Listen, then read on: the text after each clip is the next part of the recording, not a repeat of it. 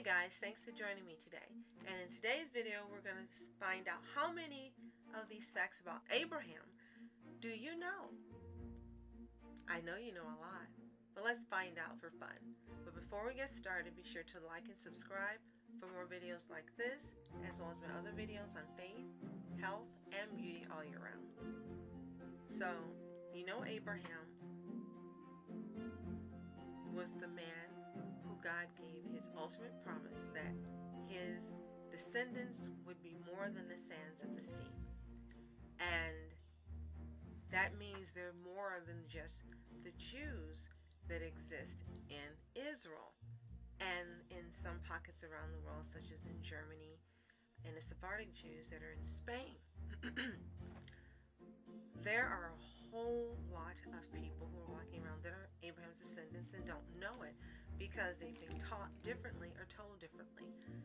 If you can't number the sands of the sea or the stars in the sky, which are the two promises that God gave Abraham, then it stands to reason that the people that are the Jews that we know about, Sephardic and Ashkenazi, can't be the full extent of the descendants of Abraham.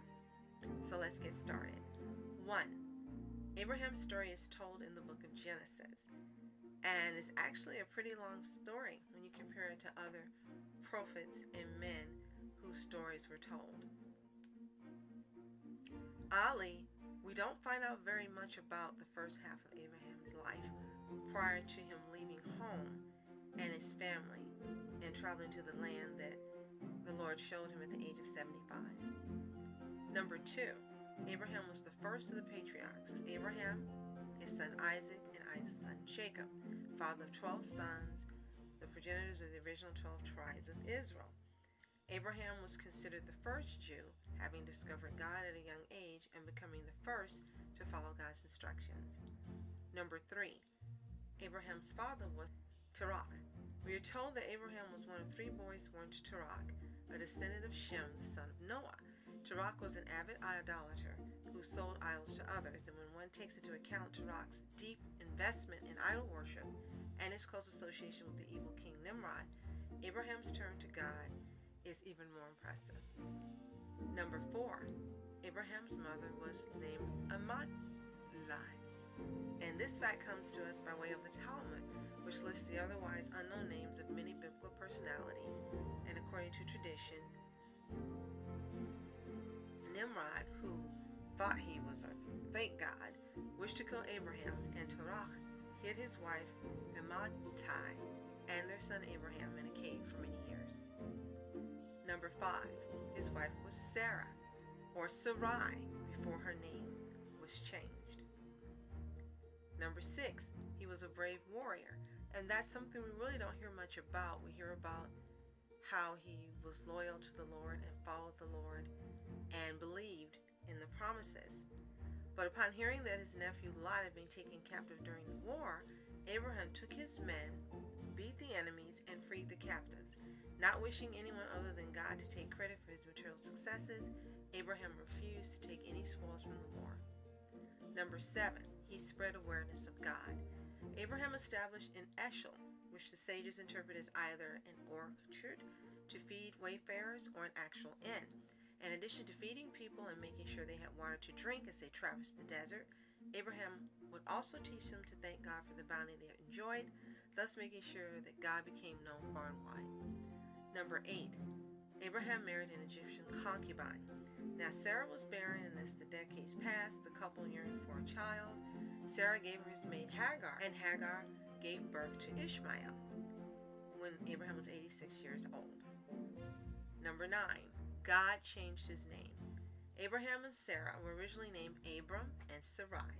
Abram means lofty father, and indeed Abraham was aloof, removed from starting a family. Sarai means my princess, and barren Sarah's devotion was directed to her husband alone. God added the Hebrew letter He to both of their names, making them Abraham, which is a contraction of words that mean father to a multitude of nations, and Sarah, which is no longer the possessive form. Number 10, God told Abraham to circumcise. God gave Abraham the mitzvah of circumcision, placing a mark of the divine covenant upon Abraham, his male descendants, and even their servants on the 8th day of life. Number 11, Abraham hosted angels. While Abraham was recovering from his circumcision, which he performed at the age of 99, 3 men came to foretell that he and Sarah would give birth within a year. Ever the gracious host, Abraham served them calf tongue, bread, and milk cream under a shady tree before they shared the good news. Number 12, Abraham prayed for the people of Sodom. And before Abraham's tent, the angels continued on to Sodom and Gomorrah, where they were tasked with rescuing Lot and overturning the cities, which had become the beds of cruelty and debauchery. So when God told Abraham what was going to happen, Abraham attempted to bargain for the lives of the people of that city, and he was unsuccessful because the Lord couldn't find any righteous men enough to deem it worthy to be saved. Unlike Nineveh. Number 13. Abraham almost sacrificed his son, and you all know the story. He willingly was going to give up Isaac as God instructed, and at the last minute, God sent an angel to tell him it was a test of faith and provided a sheep or a ram as a sacrifice.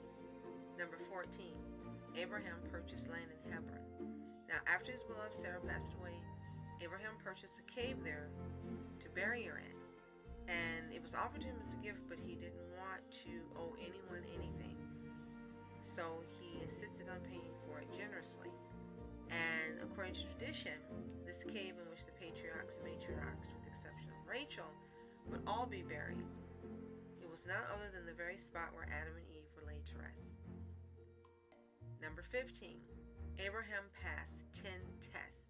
Now the sages of the Mishnah tell us that during the course of Abraham's life, he passed 10 tests, proving without a shadow of a doubt that he was utterly devoted to God and a worthy progenitor of God's chosen people.